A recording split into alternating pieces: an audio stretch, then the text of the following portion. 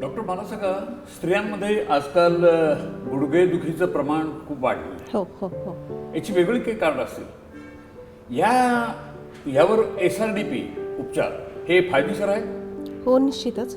स्त्रियांमध्ये जास्त करून आपल्याला गुडघेदुखीचं प्रमाण जे आहे ते आज वाढलेलं दिसतं. बरं. याची नेमकी कारणं कोणती आहेत? घरामधला असतो, परत ऑफिसमधलं टार्गेट असतं. मग ह्याच्यामुळे होतं काय, तर त्या सांधेदुखीकडे रीतसर असं दुर्लक्ष होतं. त्याच्यानंतर दुसरं मोठं महत्त्वाचं कारण म्हणजे मासिक पाळीची अनियमितता असेल, गर्भाशय निर्हरण असेल, किंवा आपण बाळंतपणानंतर व्यवस्थित काळजी न घेणं, ह्या समस्या दिवसेंदिवस आपल्याला वाढलेल्या दिसून येतात.